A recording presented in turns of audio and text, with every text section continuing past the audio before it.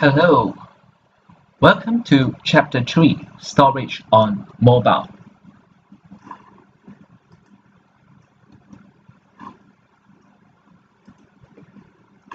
Today we'll try to have some simple hands-on on storing data on mobile devices. So we'll create another project to deal with this storage. Practical 2.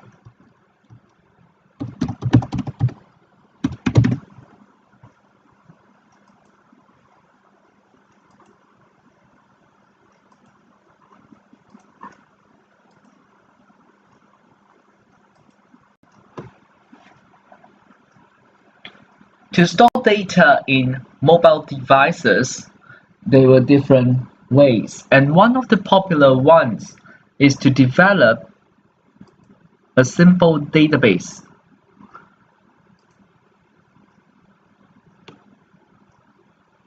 So for those who had learned database design, you should understand that database allowed us to store structured data effectively, and we can actually query this data back out in an easy manner as well, according to our criteria.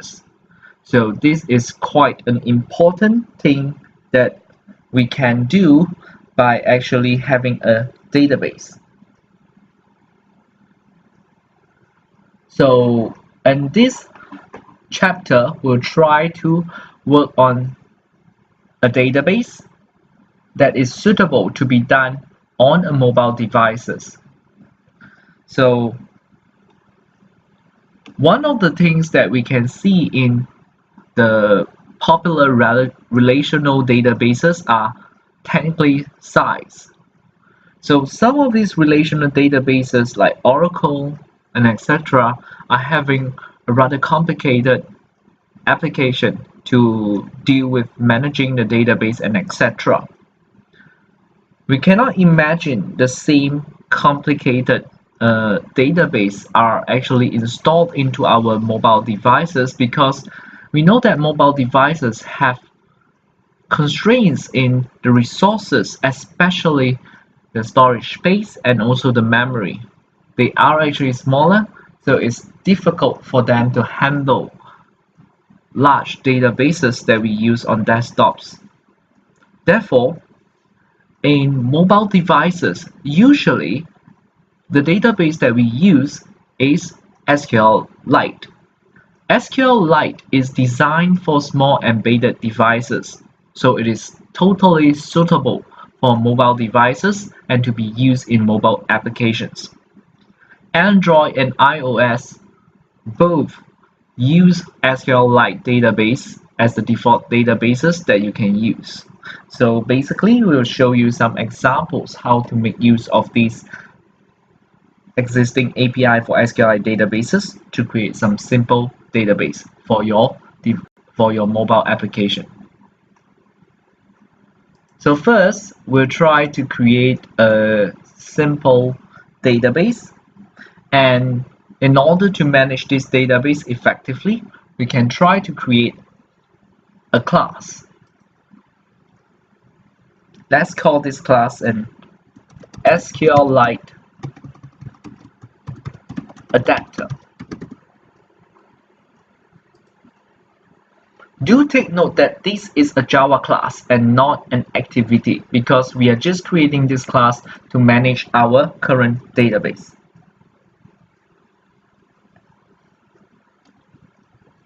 So this class allows us to manage the database.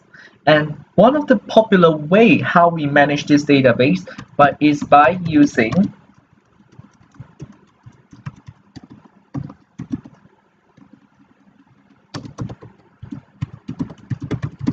this, an SQLite open helper. We can make use of the SQLite open helper that's found in android.database.sqlite to help us manage the database creation and opening the database. So we create a class called SQLite helper class here that extends this SQLite open helper that helps us get the job done. We'll need to use a constructor. So we can choose the constructor that there are two choices. We can choose the one that's having 4 parameters. And if you need the one that has the extra parameter, you can use that as well, of course. And you should also implement the methods that you must implement. So it includes 2 methods, onCreate and onUpgrade.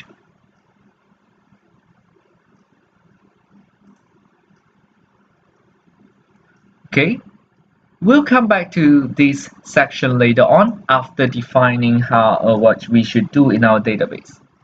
So we are creating a simple database here.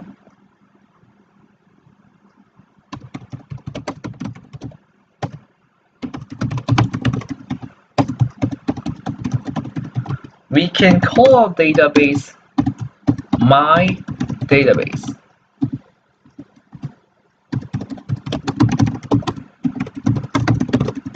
And then we will be creating a single table here. We call it my table.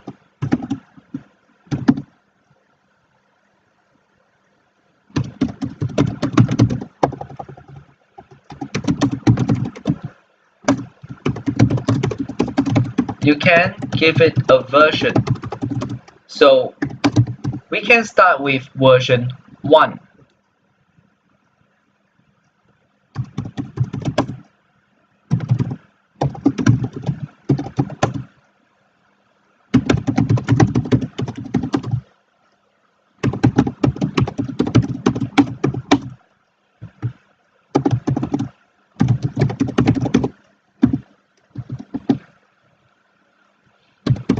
We can create a database with 3 contents that we can input. So we can call them key content 1, 2, 3. But of course, in a more meaningful manner, if you know what is your contents, you can give them more meaningful names such as key name and etc. depending on your application. But here, since it's just a generic example, so we'll give it some very generic naming. So we can also assume that the third one we call it value. Okay, it doesn't have to be called content 1, 2, 3 all the time. So we just simply create some possible naming that we can use, and we can start to define how we want our database table to look like.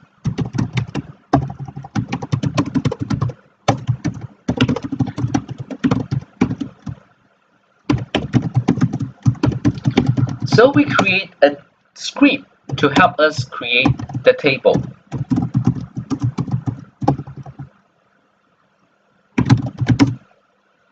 Okay, so we will create a table with the name my database table, the table that we actually defined earlier on.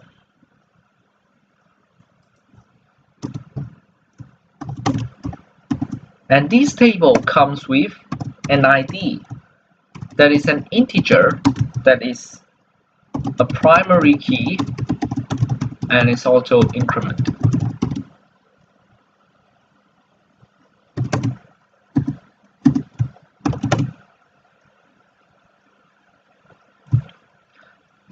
It follows by the content.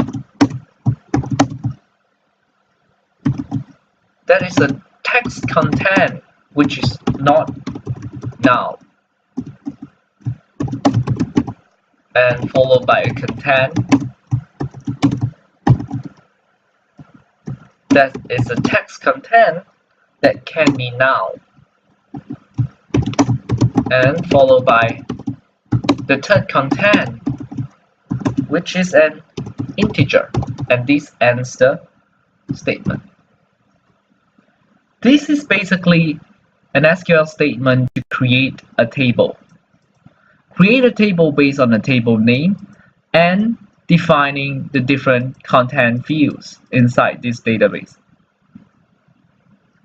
You have to take note on proper spaces to be included in this script to ensure that the script was not distorted, and also proper commas to separate the different key contents that you have created.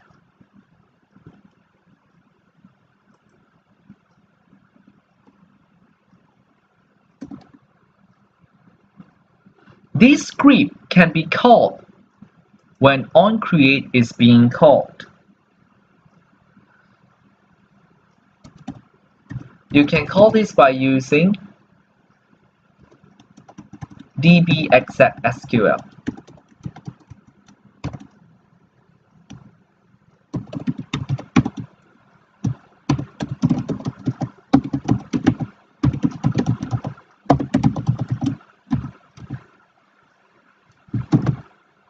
So when onCreate is being called, they will actually execute this SQL statement that will create such a table defined here.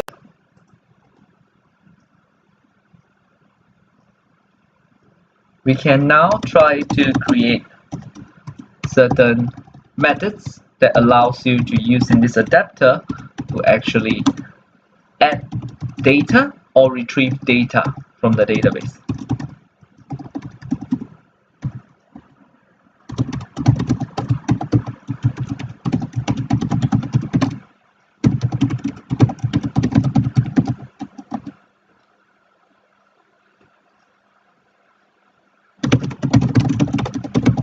So we will define these few parameters, these few attributes that we will use later on, and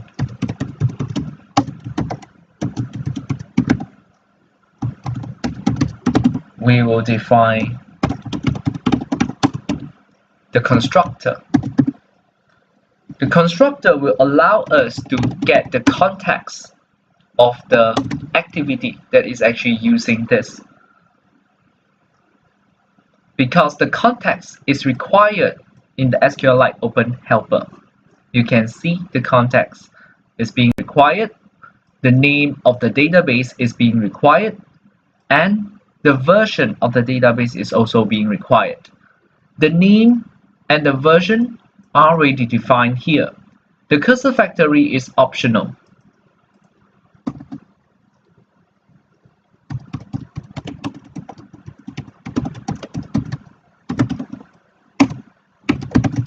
We can then try to create methods for us to deal with reading the database. First, we have to open the database. So we'll actually try to read the database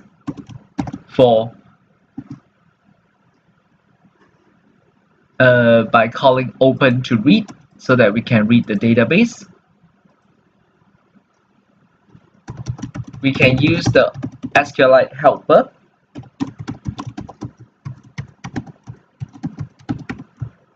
that we have created down there here to call a constructor with the given context, database name,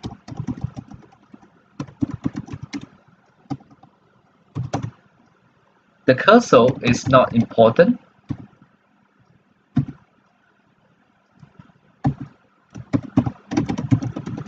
and the version is required.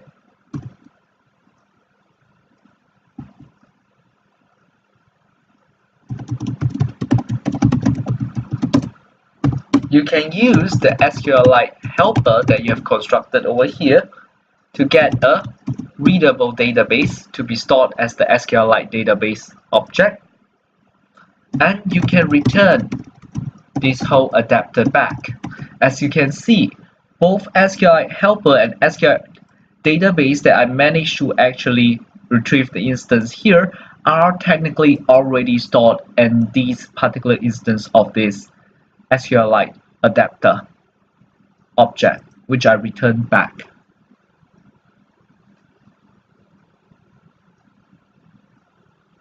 Okay. We can create another method for writing.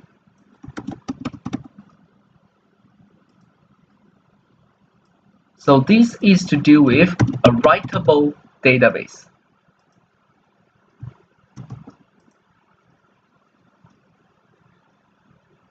When we are calling these methods and they are calling SQLite helper, they will call the constructor over here.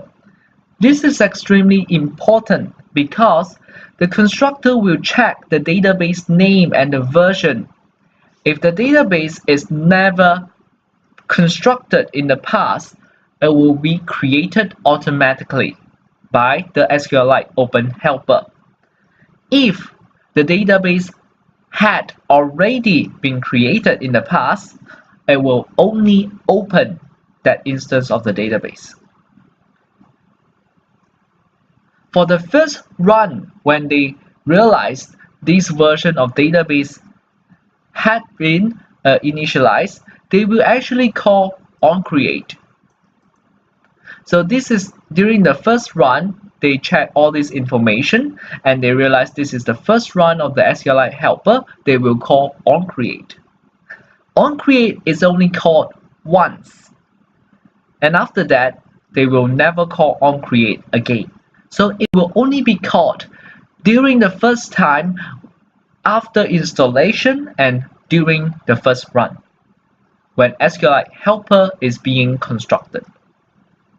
Therefore, this database table is created only during this period, and after that it will never ever be created again. If you wanted to update the database, you have to update the version number.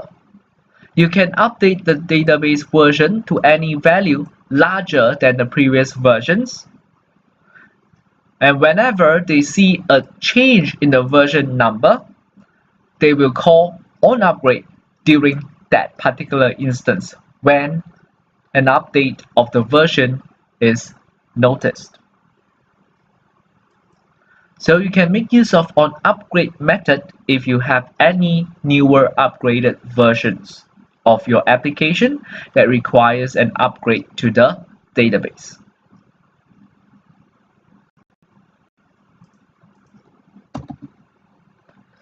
You can create various methods that is useful for your database according to your need. For example, you can create close method to close the SQLite helper that you have opened. You can create insert methods to help you insert the values.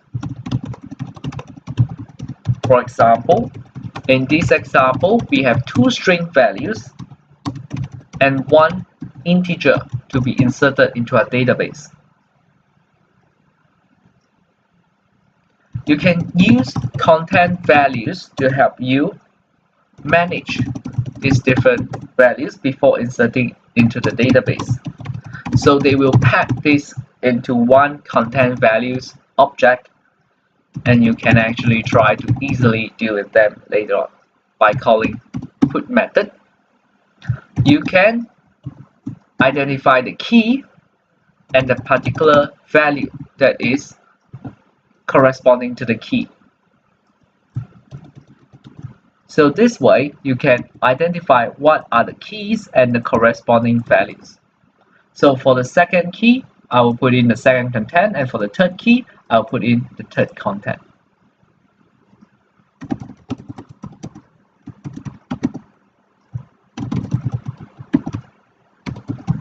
So you can call the insert method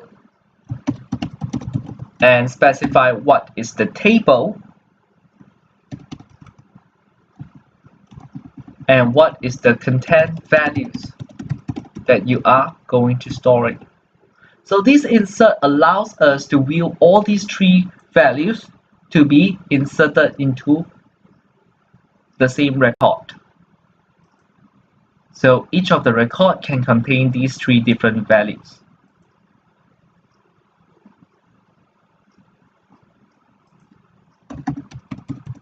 We can also create delete methods. Here, I'd like to create a delete all method.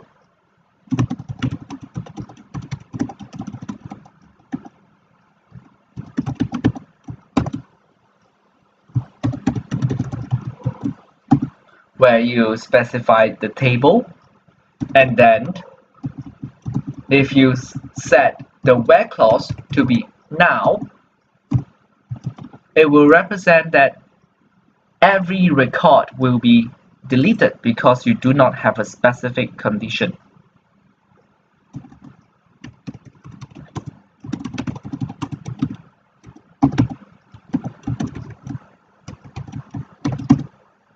I then create a simple QOR method.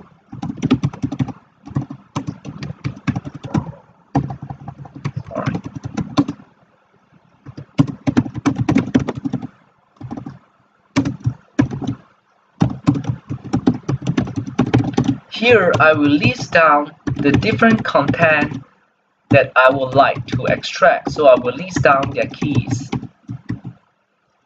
So I'm extracting key content 2, and key content 3 from my database. This is actually the select statement telling me what to select.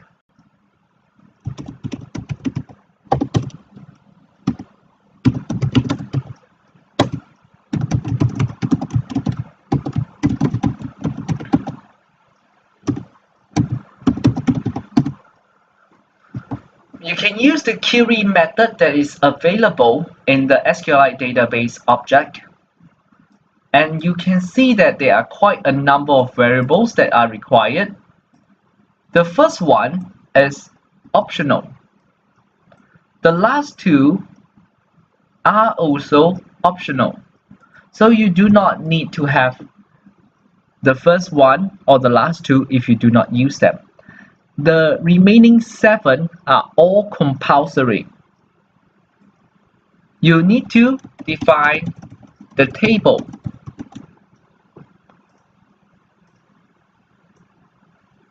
The table will define where you actually get your data from the query. The second one will define columns, which is the columns that we have created here. So this is actually the select statement from the table. So you can see this is basically select from here. These are the rest of the clause that you can use, but if you are not using them, you can put a null value for them. When a null value is used, it means that there has no specific criteria, therefore every record will be extracted.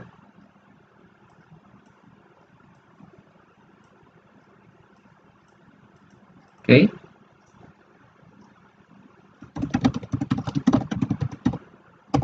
I will try to compile these records that I have extracted into a string.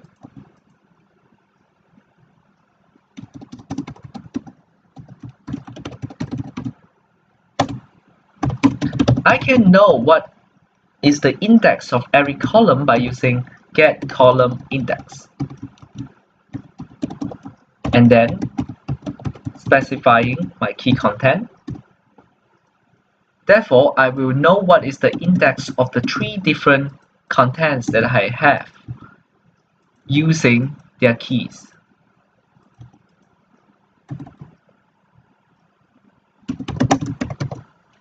This is required because I can then read the cursor.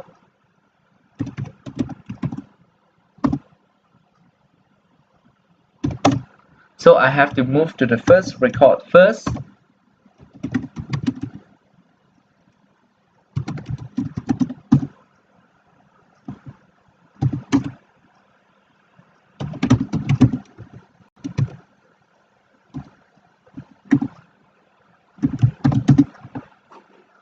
Then I will continue to move my cursor to the next while updating the iteration, and only stop when the cursor is recognized to have gone after the last record.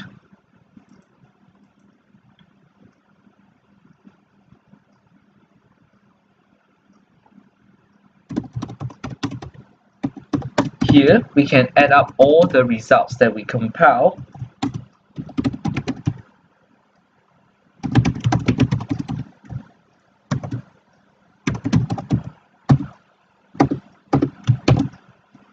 and then we can showcase these results later on.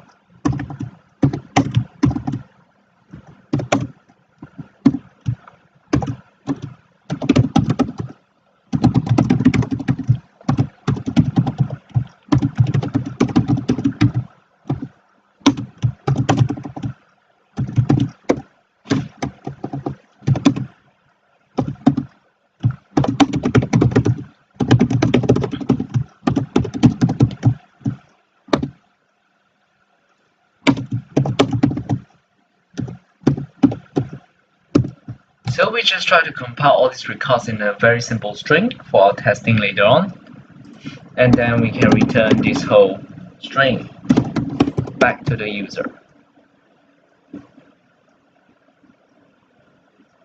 So this is basically the SQLite adapter class that we have been designing right now, with some of the methods that you can actually try to call to actually access this database. As you can see, we have opening methods, we have closing methods, with inserting, deleting, and also retrieving.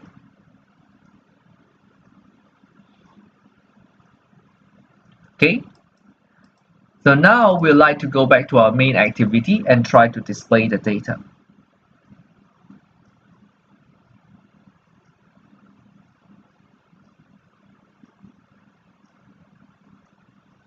So in the main activity, we can try to design how to actually display some of this data by actually trying to work on placing the data.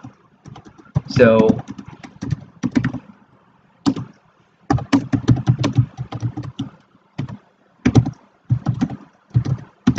we can try to construct the data here by calling the constructor.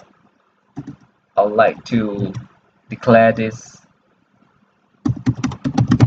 SQLite adapter here first as my SQLite adapter. Okay.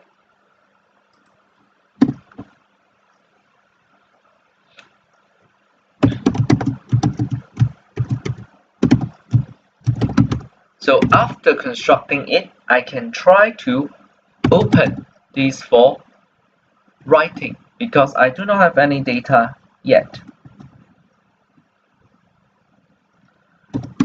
For this test, I can try to call delete all to actually delete all the data because I'm trying to hard code insertion of data here. Therefore, if you rerun this for multiple times, you might see data stacking up and duplicating if you don't delete off some of the data as you test your application. So I try to insert various type of data into my content.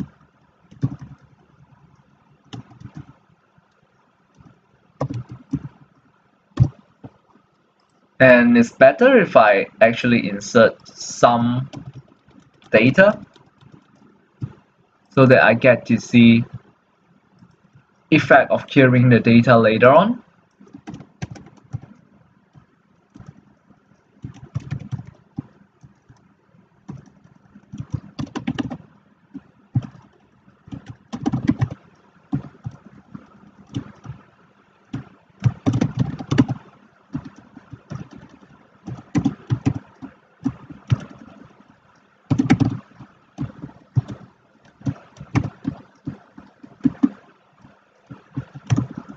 So now I'm randomly giving a different type of data so that we can actually try to run some possible query later on. So I just completely randomize my data, but I ensure that there was some data that is having some duplicated values here in this color so that some of the query would make sense later on.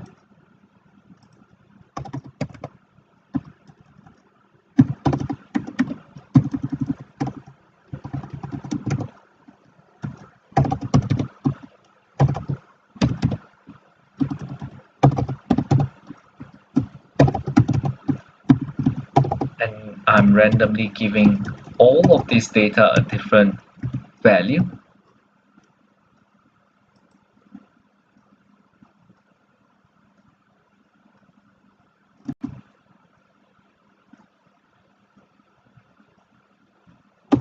You can then close your adapter after using it.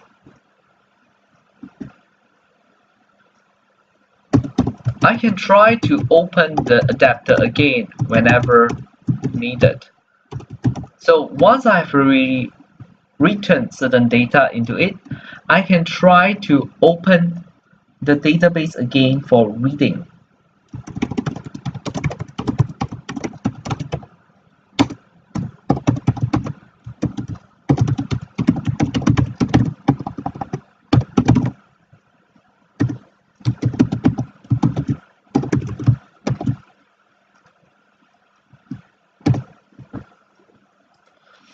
I can use QAll to actually extract all the data back.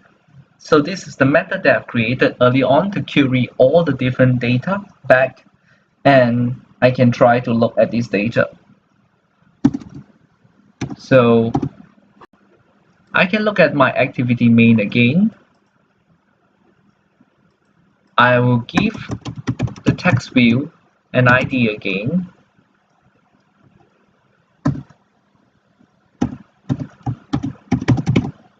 So similar to the case earlier on, I call it TV test.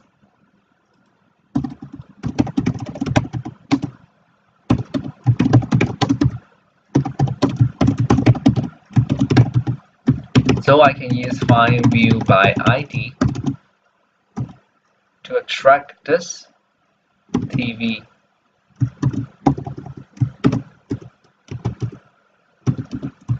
test.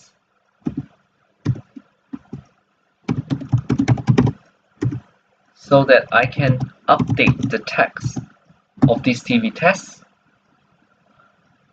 to my content read that I managed to obtain earlier on.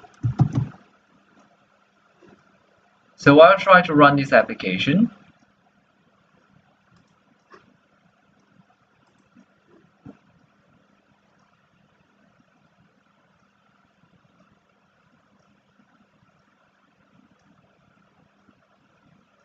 And we'll try to see how's the outcome and the results.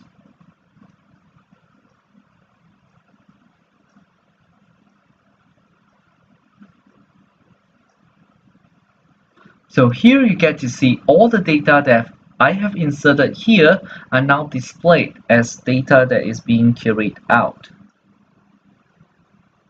So of course it's possible for me not to query all the data out.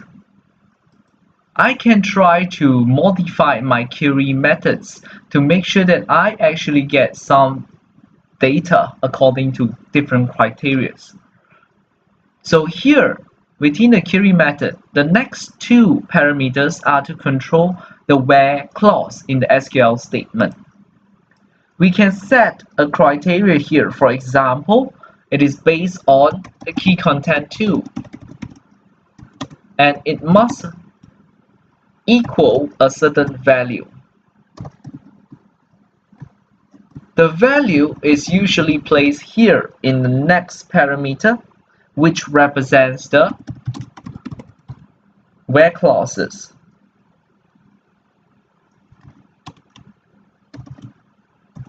So let's try to look for data that is having key content 2 that equals to rate. We can try to save this situation, and we can try to rerun our application again.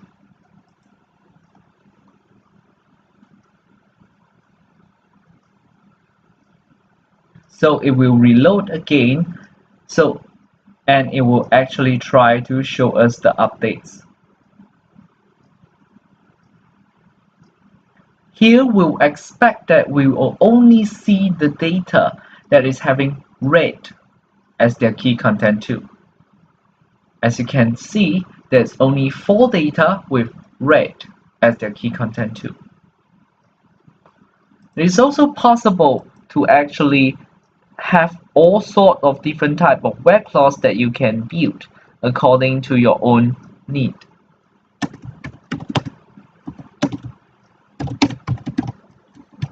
It is also possible to generate such a situation where more than one color is expected.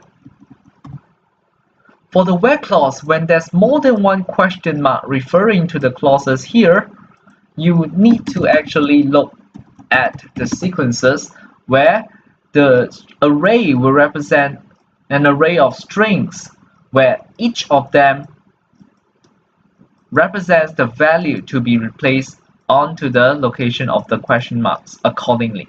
So the first one on the first question mark and the second one on the second question mark.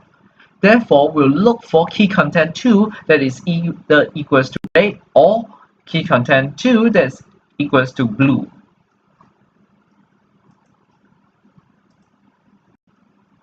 It means that if we rerun this application again, we are expecting to see that both red and blue records are going to be extracted and to be shown here.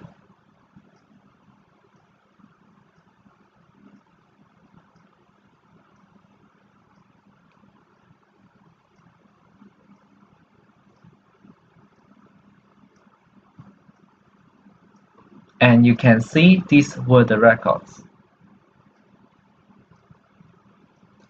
You can also update the seventh parameter to create a sorting effect. As you can tell, the data were not sorted.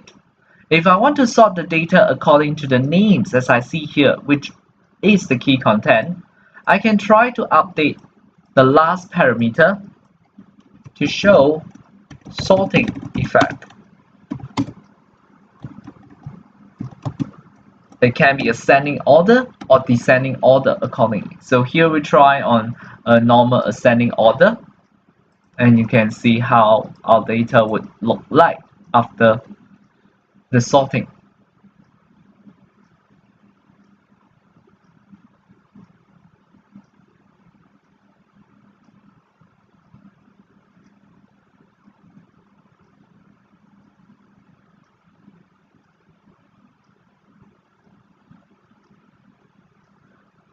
So you can see it's rather easy to use. It's now sorted accordingly. And if you're interested to do with the rest of the parameters, you can read more about them. For example, these two is group by and having. If you have certain situation where you want to group up all the red and blue and try to query accordingly, you can use group by and having. You will be able to get results accordingly. So feel free to explore on these different options as well.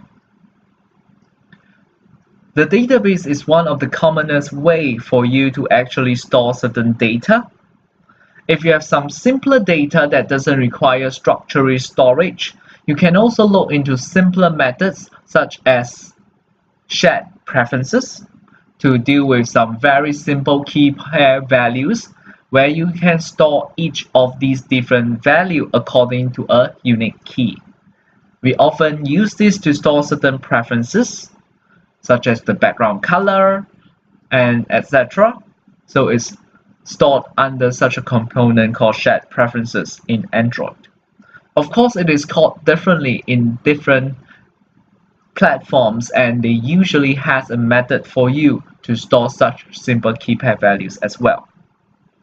Not to forget that you can also store files.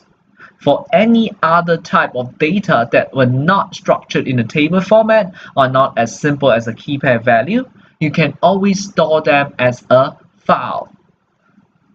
You can store an image file, a PDF file, as long as you have the byte stream and you can write it into a file, you can store your data into files. The general command and general advice that we can give you in terms of storing data is try your best to control what you intend to store within the devices for application usage. We do not encourage you to store a lot of data in the device itself due to the restricted storage that is available in the mobile device itself. You can consider to store some of these data in a web server using cloud storage. So it's not necessary to store all data in the device itself. We usually only pick certain data that is important for us to store in a device for faster retrieval, for offline usage, and etc. We hope that you enjoy the class, and we'll look into some other section next when we meet again.